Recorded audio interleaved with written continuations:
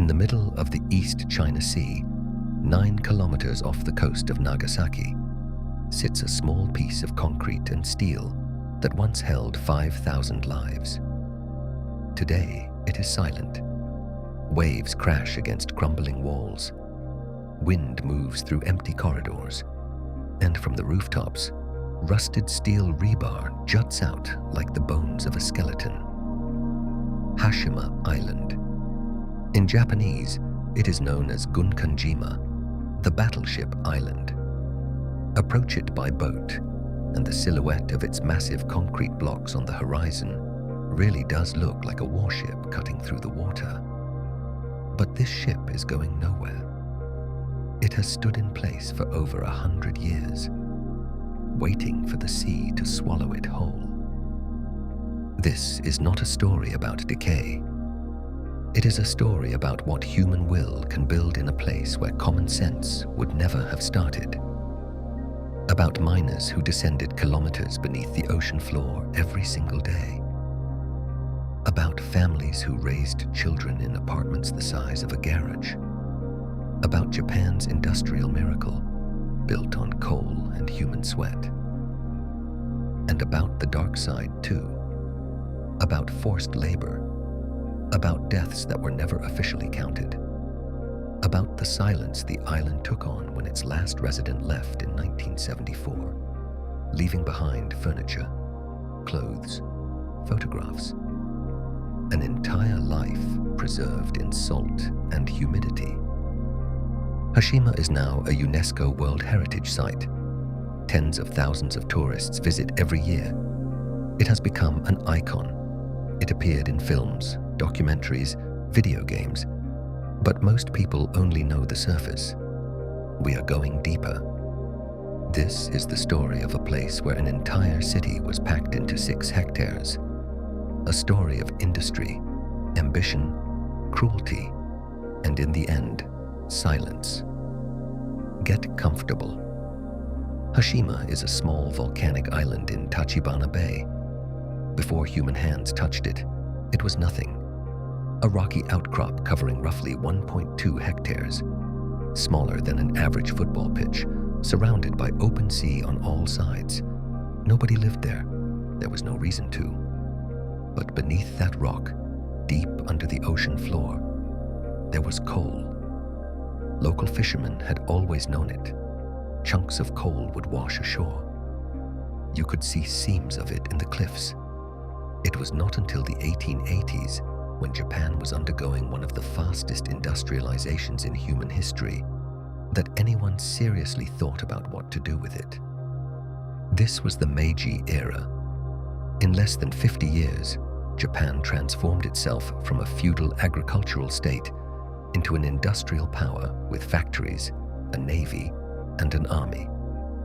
The fuel for that transformation was coal, and Hashima had plenty of it.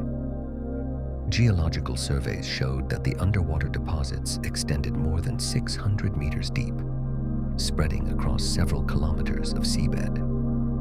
The reserves were in the millions of tons. The Nabashima clan, a feudal family that controlled the region, made the first attempts at mining around 1810. It was primitive work, hand digging, wooden shoring, coal carried away by boat. But it worked. The coal was there. And in 1890, Mitsubishi arrived. Mitsubishi was not just a company. It was part of a system called Zaibatsu. These were vast industrial conglomerates so tightly connected to the Japanese government and imperial court that the line between public and private power had practically disappeared. Buying Hashima from the Nabashima family was not a business transaction. It was a strategic move in Japan's project to become a world power. Mitsubishi's shipyards in Nagasaki were building warships for the Imperial Navy. The distance from Hashima to those shipyards was less than 10 kilometers. The coal went straight there. The coal itself was high quality, anthracite with a high carbon content, ideal for producing coke, which was melted in ironworks to make steel. And Japan desperately needed steel for railways, for bridges, for weapons. Hashima was not just a mine. It was one of the foundation stones of the Japanese imperial project. The decision to house miners directly on the island came early. The logic was simple. Transporting workers from the mainland every day was expensive and weather-dependent. Shifts lasted 10 to 12 hours. Every extra hour spent on a boat was time Mitsubishi was paying for without getting anything in return. So the island began to grow. First came wooden barracks, cheap, fast to build, typical of Japanese industrial camps at the turn of the century. They lasted a few years. The salt air ate through them faster than anyone expected. Then, in 1916, something happened that went far beyond Hashima itself. Building number 30 was completed, the first purely reinforced concrete residential building in all of Japan. A small island in the middle of the sea had become a pioneer of modern architecture for the entire country. The architects behind it were not famous names from textbooks.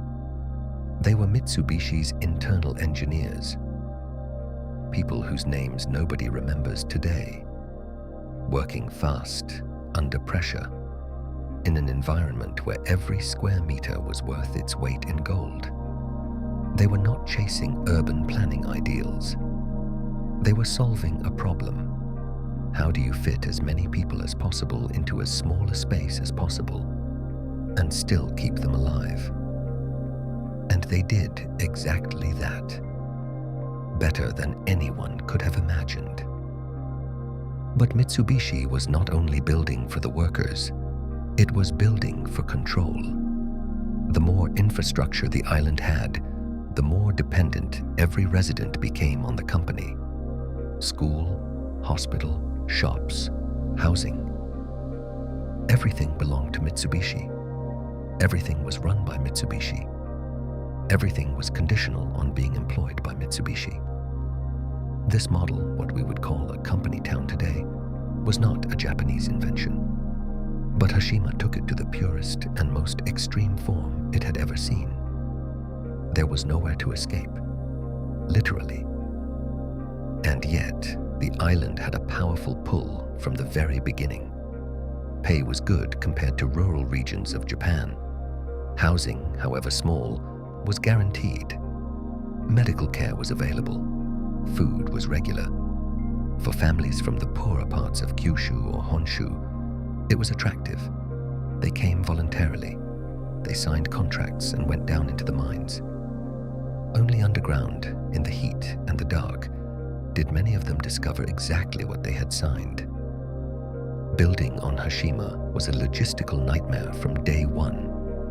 The island had absolutely nothing. No drinking water, no trees, no building materials. Every bag of cement, every length of steel, every plank of wood, every pane of glass had to arrive by boat from the mainland.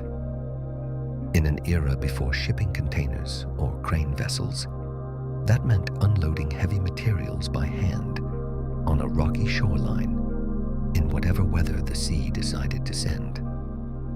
Concrete was mixed directly on the island. Crushed volcanic rock from the island itself was used partly as aggregate. One of the rare moments when Hashima gave something of itself. Steel reinforcement came from Mitsubishi's mainland foundries. It was a closed loop. Coal from Hashima went into coke. Coke went into steel. Steel came back to the island as rebar inside the concrete. The corporation owned the entire production chain. But the biggest challenge was not building on the island. It was expanding it. The original 1.2 hectares was too small.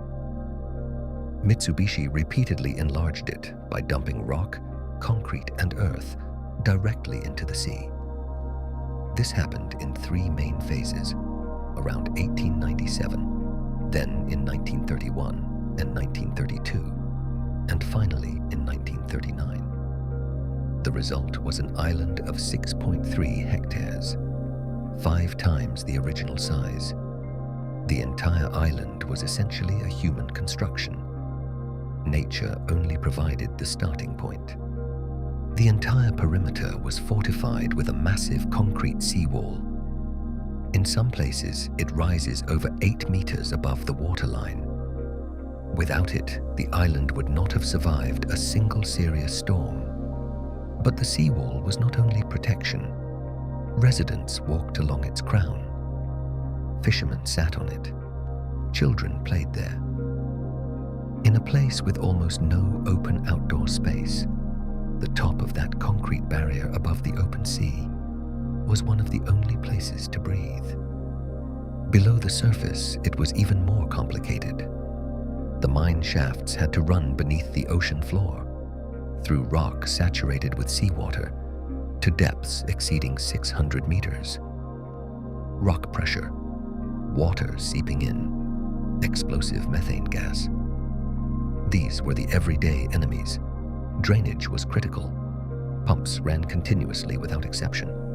If the pumping stopped, the entire tunnel network would flood within hours. The mine could never pause, not even for a moment. The conditions in the deep tunnels were brutal. Temperatures exceeded 40 degrees Celsius. Humidity approached 100%. The miners worked in something that felt like a combination of a sauna and a coal cellar. The elevator ride to the workplace took over 20 minutes at maximum depth. Down and back up again. The elevator was operated by a machine operator on the surface. If it stopped, there was nothing to do but wait. The surface of the island was coated in a thin layer of coal dust that settled on everything. On windows, on laundry drying on balconies, in lungs. Part of the island was taken up by a coal processing plant where the raw material was sorted and washed before shipping. Industry and residential life on Hashima were not separated. They lived side by side, breath to breath. Buildings went up so close together that some of the passages between them were less than a meter wide. Planning followed necessity, not aesthetics. Yet a network of covered walkways, staircases, and bridges connecting the buildings emerged over time, so people could move around the island without going outside. During typhoons, when wind speeds exceeded 200 kilometers per hour, that was not a convenience. It was survival. Typhoons came every year. The seawall held them back, but not always. Records show that severe storms damaged the island's infrastructure at least 20 times over its lifetime. And still, the building continued. Even during World War II, even as Japan was losing and materials were scarce, construction went on. In 1945, building number 65 was completed. 9 stories, one of the tallest residential buildings in Japan at the time. Coal was too important to stop. The total length of underground tunnels built during the mine's lifetime exceeded an estimated 50 kilometers. Shafts, corridors, working chambers, an entire network stretching from 100 to over 600 meters below the ocean floor. Since the mine closed in 1974, nobody has gone down there. They are flooded, dark, and silent, and they are still there. One detail that tends to get lost in official accounts of the island: Hashima had wild cats. Nobody knows exactly how they got there, probably as stowaways on cargo ships. But they lived there for generations, feeding on fish near the dock and scraps from kitchens. Children fed them. Adults tolerated them. When the people left in 1974, the cats stayed. They lived on Hashima for years after the closure, solitary residents of an abandoned city. The last reported sightings were in the late 1980s. The concrete buildings on Hashima were not only functional, they were technically bold for their time. Using reinforced concrete for a 9-story residential building in 1945 was pioneering in Japan. The engineers had no modern computational methods for structural analysis. They relied on experience, empirical formulas, and frankly, luck. The fact that those buildings have survived over 70 years of storms, earthquakes, and salt corrosion is an architectural miracle in its own right. One chapter of the construction story that never gets fully resolved is the drinking water problem. The island had no natural source. Rainwater was collected in rooftop cisterns, but was never enough. The rest was shipped in from the mainland in barrels and tanks, and from the 1950s through an underwater pipeline. Even then, the water allowance per person was strictly rationed. Bathing was a luxury. Some residents described the whole family bathing one after another in the same water. On Hashima, fresh water was rarer than coal. The architectural paradox of the island was this: the more overcrowded it became, the more functional it was in certain ways. The density meant that every service, a shop, a school, a doctor, was reachable on foot in under 5 minutes. Nobody needed a car. Nobody needed a bus. Everything was right there. Urban planners in the 21st century who study the principles of compact city living point to Hashima as an extreme example of what they want to achieve, and at the same time, as a warning about how easily compactness becomes claustrophobia. Claustrophobia or community. It depended on who you asked, and the longer people lived on the island, the more often they chose the second word. The island grew, it filled up, it came alive, and one day it stopped being just an industrial camp and became something nobody had originally planned for, a real city. There was no grand opening, no day when someone cut a ribbon and declared Hashima finished. The island transformed gradually, year by year, building by building. But the shift came somewhere in the 1920s and 1930s, when Hashima stopped being a place where people slept between shifts and became a place where people actually lived. Mitsubishi understood this and began investing accordingly. A school appeared, first just a few classrooms, then a full elementary and middle school, a hospital, shops, a cinema with over 800 seats. At a time when the island was only half built, that cinema was one of the largest in the entire Nagasaki region. A shrine, a bar, a barbershop, and even a rooftop swimming pool. A person who never left Hashima could theoretically live an entire life and want for nothing. The reactions of the first families who moved in permanently were mixed. Letters and later interviews with survivors show a recurring pattern. Shock at the overcrowding, then slow acceptance, then something surprising, genuine affection for the place. People on Hashima formed deep community bonds. They had to. Leaving was difficult. Neighbors were everywhere. Privacy barely existed. Out of shared discomfort grew something like a family solidarity that stretched across the entire island. The apartments were small. Average floor space was around 20 square meters per family. In practice, that meant one room where you slept, ate, and spent all your time. A corridor that served as a kitchen. Shared toilets in the hallway. No garden, no yard. A window looking out onto the wall of the next building. Or if you were lucky, the sea. And yet, survivors remember Hashima with a nostalgia that surprises anyone who looks at photographs of those apartments. A place where time felt different. Everything close, everyone reachable, nothing far away. For people used to the sprawl of modern city life, it was a shock. For people who grew up there, it was simply normal. Local newspapers in Nagasaki wrote about Hashima with admiration and a certain sense of wonder. Reports from the 1930s described the island as a showcase of Japanese industrial strength, a place where a functioning city had been built from bare rock in the middle of the sea. Foreign visitors, journalists, diplomats, industrialists left with the feeling that they had seen something that existed nowhere else on Earth. They were right. Criticism came from elsewhere and was quieter. Trade unions, social activists, left-wing intellectuals.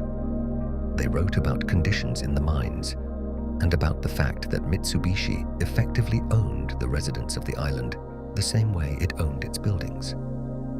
Leaving was theoretically possible, but practically very hard.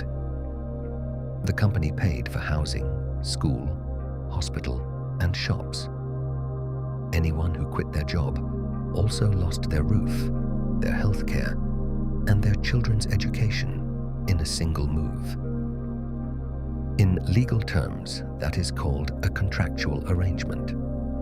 In human terms, it is called a trap. School attendance on Hashima was compulsory and surprisingly good. Mitsubishi made sure the children of its workers received an education comparable to mainland cities. Teachers came from Nagasaki. Textbooks were the same as everywhere else in Japan. Class photographs from Hashima's schools, preserved in archives, show rows of children in uniforms, faces like anywhere else, background like nowhere else. Outside the classroom windows was the sea. Community life had its own rhythm, set firmly by the rotation of mine shifts. The island never slept all at once. Someone was always working, someone resting, someone eating breakfast while someone else was heading to bed. Noise was constant. Footsteps in the corridor at 3 a.m, a child crying through a thin wall, a neighbor's radio. People adapted, or they didn't, and they left. Those who stayed developed a remarkable ability to selectively not notice things, which survivors still talk about in interviews today. Hashima existed as a functioning settlement for over 8 decades.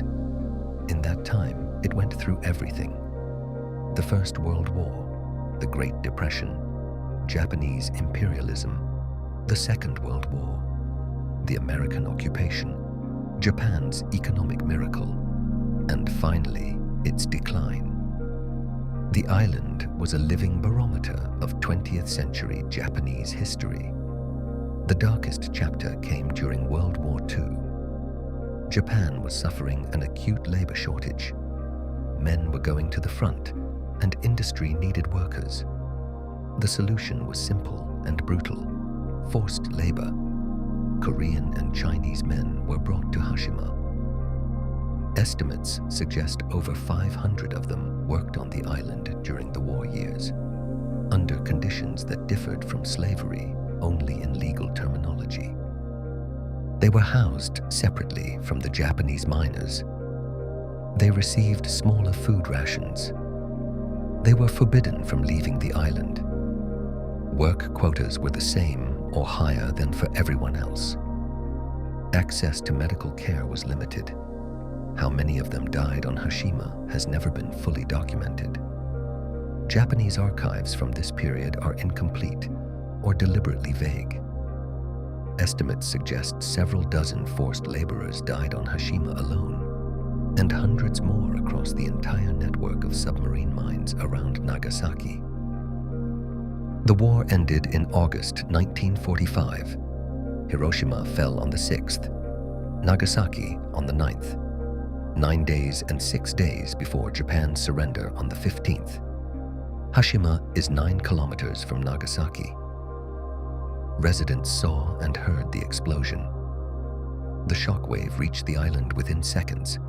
Some survivors describe a flash on the horizon, then a sound like a clap of thunder, then silence. And then the first reports began to arrive about what had actually happened. Japan under American occupation was rebuilding, and that brought changes to Hashima that would never have happened otherwise.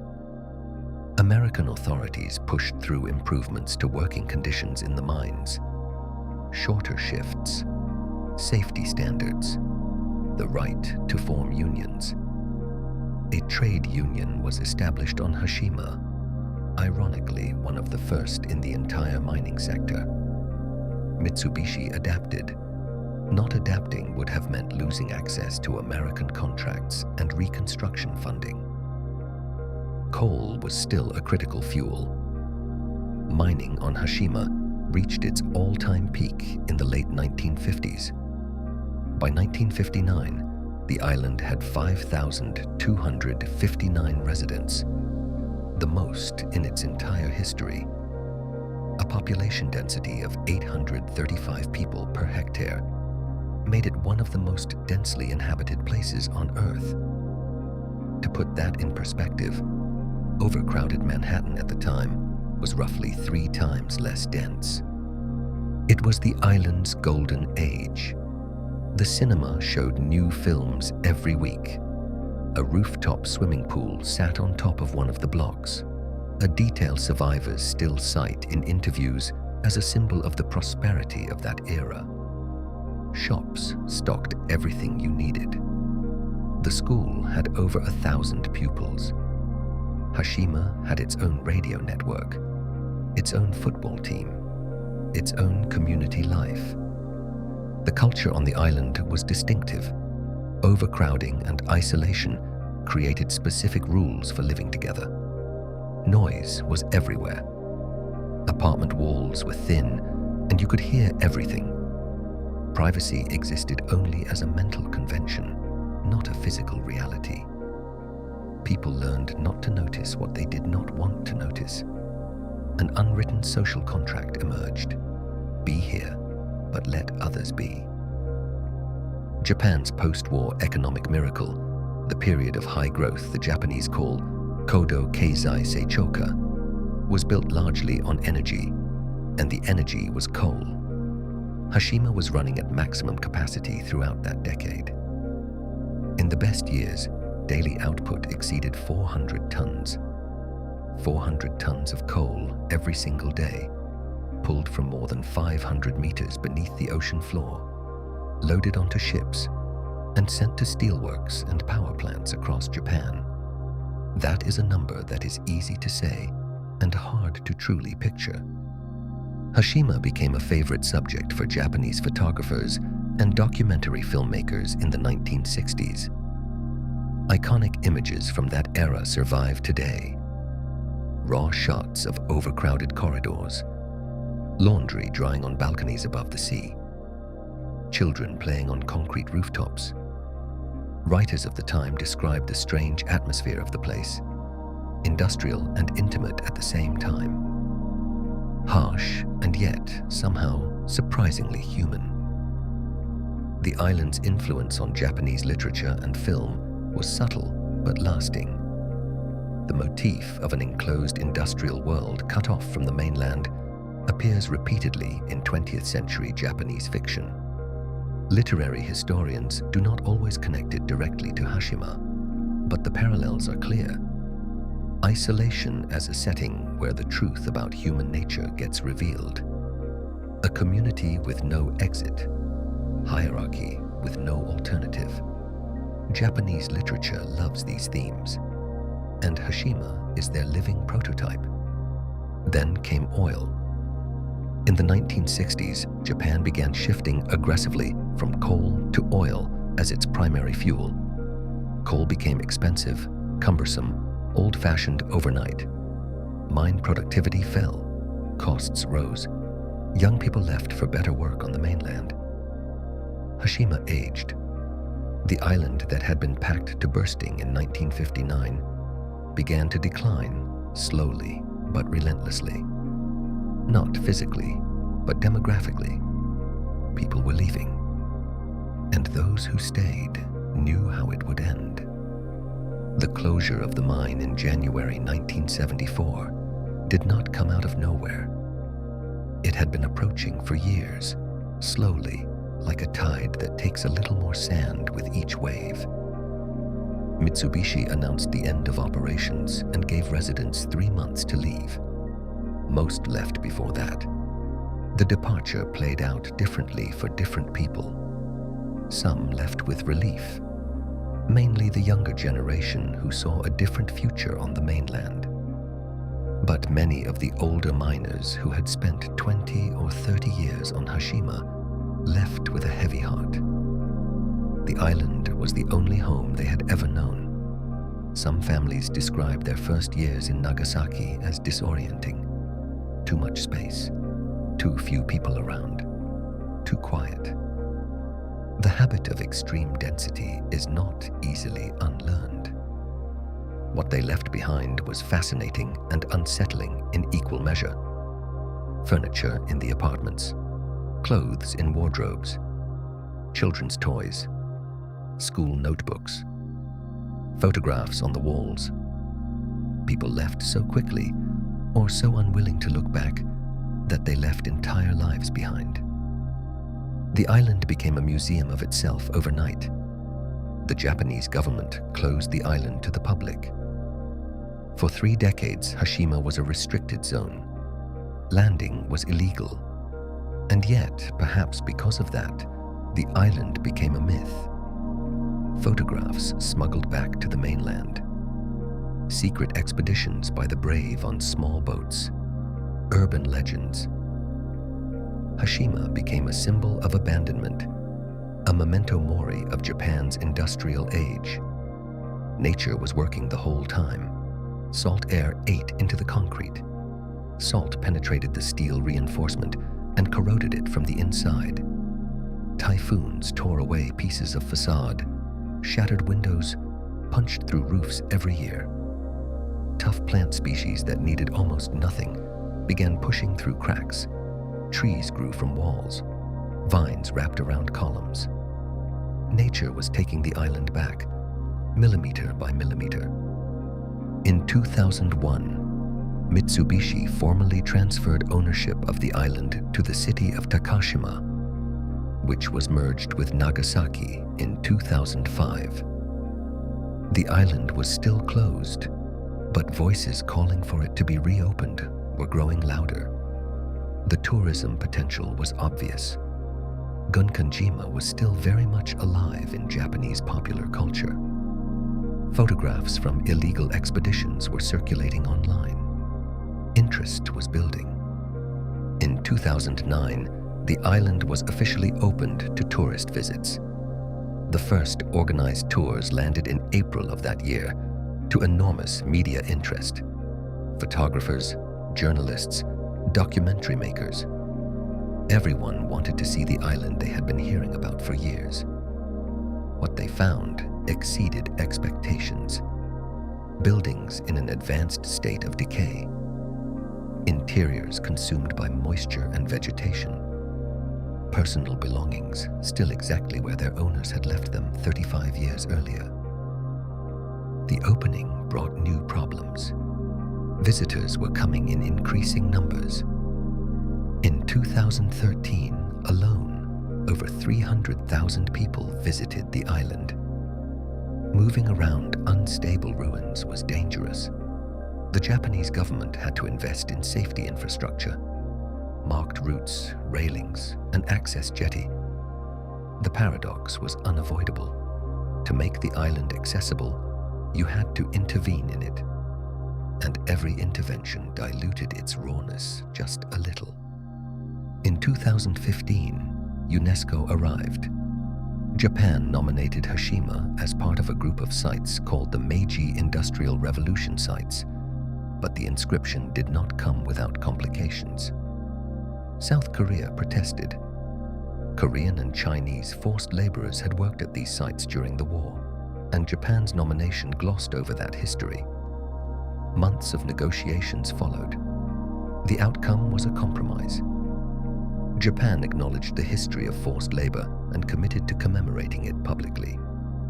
How consistently it has honored that commitment remains a point of diplomatic dispute to this day. The UNESCO designation brought more tourists, more attention, and more prestige, but also an obligation to preserve the site for future generations. And in the case of Hashima, where the concrete is actively dying, that is a task without an easy answer. Hashima has transformed so many times, from bare rock to industrial camp, from camp to city, from city to abandoned ruin, from ruin to tourist attraction, from attraction to world heritage. Each transformation layered a new story onto the island, and beneath all of them lies the original one. The story of the people who lived there, who worked there, who died there, long before anyone thought to photograph it. Those people are coming back. Not the people themselves, but their children, their grandchildren, and tourists who know their story only from documentaries. Every morning, boats leave Nagasaki harbor loaded with people carrying cameras. Every afternoon, they return. Hashima is now one of the most visited tourist attractions in all of Japan. More than 150,000 visitors a year in the years before the pandemic, and the numbers have been climbing again since. The crossing takes about 20 minutes. On a clear day, you can see Gunkanjima from far out. That distinctive silhouette, the one that gave the island its nickname, the Battleship, sits unmistakably on the horizon. As the boat gets closer, the details come into focus. Crumbling facades, empty window frames, rooftops with holes where trees have pushed through. It is a view you do not forget. There is only one way to land on the island. Through the official jetty the city of Nagasaki had built after it was reopened in 2009. Visitors move along a marked route that follows part of the southern and eastern perimeter. The main section of the island, where the residential blocks stand, remains closed. But even from the permitted path, there is enough to see to send a chill through you. The guides on the island are local. Most of them are descendants of families who lived on Hashima. Some of them were born there. Their commentary is not dry recitation from a textbook. It is personal.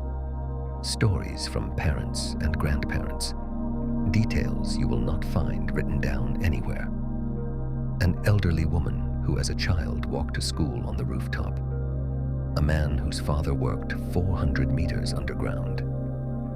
These people are the living memory of the island, and with every passing year there are fewer of them. The whole experience is tightly managed. Licensed boats, limited visitor numbers, marked routes. There is logic to that, and a cost.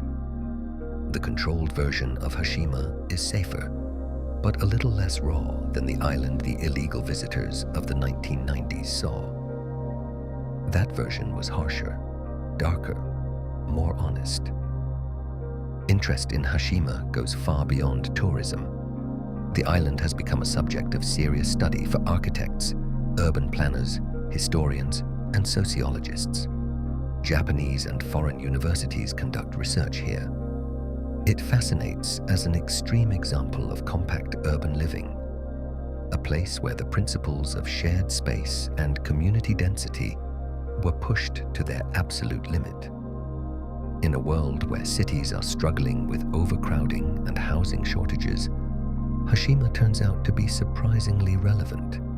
The island has been mapped digitally to the last detail. A Japanese team used laser scanning and photogrammetry to build a precise 3D model of the entire island, including the interiors of accessible buildings. Google Street View captured Hashima's corridors in 2013, one of the first times Street View had documented a place that is normally off-limits to the public. the virtual tour is still available today. The film industry found Hashima before tourists did. The visual language of the island, concrete, rust, emptiness, sea, is too powerful for filmmakers to ignore. The 2012 James Bond film Skyfall used Hashima as the model for Villain Silva's island base. A barren island in the middle of the sea, abandoned and dangerous. The film itself used CGI and sets, but the inspiration was unmistakable. The producers spoke openly about it. That single film introduced Gunkanjima to a global audience in a way no documentary ever could. Hashima has appeared in video games and animated series too, and it is not hard to understand why. An abandoned island with crumbling concrete blocks rising out of the sea is a visual shorthand for collapse, isolation, a system that failed. Online, Gunkanjima is a permanent fixture. Forums, blogs, and channels dedicated entirely to its history have existed for decades. In recent years, the conversation about Hashima has moved increasingly into digital spaces. Communities on Reddit and Japanese forums share archival photographs, interviews with survivors, side-by-side comparisons of historical and current images. A generation that has never been to the island and never will knows it better than many people who have stood on its seawall. That is the paradox of the digital age. Hashima is more physically accessible than ever, and more people know it virtually than in person. Beneath what tourists can see from the marked path, there is a layer of stories that never make it into standard guides. Details that come out only through survivors, archive researchers, or people who reached the island back when doing so was illegal. There was a place on the island that was never mined and never built on. A small patch of natural rock on the northern tip that was left more or less as it was. Residents called it the garden informally. There was grass there, a few shrubs, a bench. In a place where every square meter was either concrete or ocean, that patch was as precious as gold. Couples went there. Mothers brought small children. It was the only corner of the island that did not feel like a factory. Hashima had its own informal economy. Because Mitsubishi controlled all the official shops, a parallel market emerged. Residents traded goods, cooked and sold food using their own ingredients, and smuggled things in from the mainland that the island's shops did not carry. Fishermen cast lines from the edges of the seawall and sold their catches to neighbors. It was a quiet, everyday act of independence in a place where the company owned literally everything. One of the least known facts about Hashima is that the island had two very distinct social classes, and each knew exactly where the other lived. Mitsubishi managers and engineers occupied newer buildings with larger apartments and better views. Ordinary miners lived in the older, darker, noisier parts of the island. Social hierarchy was literally reflected in which floor you were on, and whether your window looked out to sea, or at the wall of the building next to you. Records show that at peak population, over 100 children were born on the island in a single year. The maternity ward ran at full capacity, and yet the island had a specific relationship with death too, because there was nowhere to bury the dead. Hashima had no cemetery. Bodies were taken to the mainland for cremation. Death on the island was resolved by departure. Among urban explorers who reached Hashima illegally in the 1980s and 1990s, there is a story about an apartment in Building 65.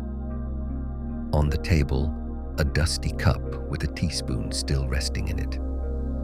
A calendar turned to January 1974. A child's shoe under the table. Nobody has ever confirmed whether it is true or legend. On Hashima, the line between those two things is thin. One of the strangest technical details about the island is this. The buildings were constructed so close together and connected by such a dense network of covered passages that during severe storms, the system created its own microclimate. Wind moving through the corridors accelerated and shifted direction unpredictably. Old residents describe learning to read the sound of the wind in the passages as a weather forecast. Specific tones and intensities told you how strong the storm was going to be. Hashima had its own smell.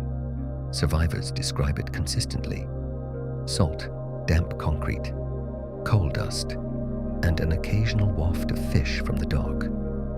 It was a smell that could not be ventilated out. It soaked into everything, into clothes, into hair, into sleep. People who left the island say it took them weeks to adjust to the fact that this smell had simply gone. And then there is the detail about the name itself. Gunkanjima, the Battleship Island, is not the official name. The official name is Hashima, which in Japanese means simply the edge island or the border island. The nickname Gunkanjima emerged spontaneously among fishermen and sailors who passed by. Nobody invented it. Nobody declared it. It simply stuck. Today, it is the name by which the whole world knows the island. Almost nobody knows the official one. Less known is the fact that Hashima had a black market for alcohol. Mitsubishi operated a bar on the island with limited hours and a limited selection. Miners who needed more after a 12-hour shift in 40-degree heat found their own solutions. Alcohol was smuggled from the mainland in all kinds of containers. Bottles hidden in food deliveries, inside water hoses, in hollowed-out tools. Island management knew about it and looked the other way. It was easier to tolerate than to resolve.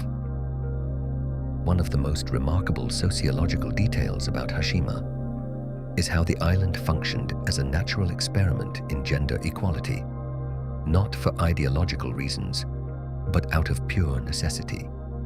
Because space was limited and everyone had to contribute, women on Hashima worked outside the home at significantly higher rates than women on the Japanese mainland at the time. Administrative work, shops, healthcare, education. Women filled all of these roles while men worked underground. This division of labor settled into place naturally, with no ideological label attached to it. It was pragmatism in its purest form. And then there is the story of the island's shrine, a Shinto sanctuary built on one of the highest points of the island, where there was at least some view. The shrine served as a place of prayer before descending into the mine and after coming back up. For birthdays, for weddings, it was the only place on the island that did not belong to Mitsubishi, or at least appeared not to. The gods of Hashima had the autonomy that the people did not. The boats leave Hashima every afternoon. Tourists board, turn back, take one last photograph. The island retreats. That silhouette, the battleship, slowly shrinks on the horizon until it is just a dark line above the water. And then even that disappears. It is hard to leave this story with a simple feeling. Hashima is both a triumph of human ingenuity and a record of human cruelty. A place where people lived surprisingly full lives in a space where nobody would have expected it. And a place where other people suffered and died under conditions the world preferred for a long time not to see. Maybe that is why Hashima is so magnetic. It is not just beautiful photographs of decay. It is a place that makes you think about what we are capable of building, what we are capable of enduring, and what we leave behind when we go. Furniture in apartments, photographs on walls, a child's shoe under a table. Nobody who lived there was able to visit after the closure. 3 decades as a restricted zone meant that people who grew up on Hashima, who buried parents there, who welcomed children into the world there, could not simply come back and look. When the island reopened in 2009, some of the first boats carried exactly these people. Men and women now in their 60s and 70s, standing on the jetty in silence. Photographers who were there described those moments as the most powerful thing they witnessed on Hashima. Not a ruin, not a collapsed ceiling, not rust, just an old person looking at the place where they were once at home. Hashima will remain. It will remain the way it has remained for the past 50 years. Alone, surrounded by sea, slowly falling apart and still holding on. Concrete cracking, steel rusting, roofs caving in, and still standing. The sea around Hashima is quiet at night. Waves hit the seawall in the same rhythm they have kept for 100 years. Inside the empty corridors, air moves and makes sounds that the people who lived there once knew by heart. Nobody hears them anymore, or almost nobody. Thank you for being here.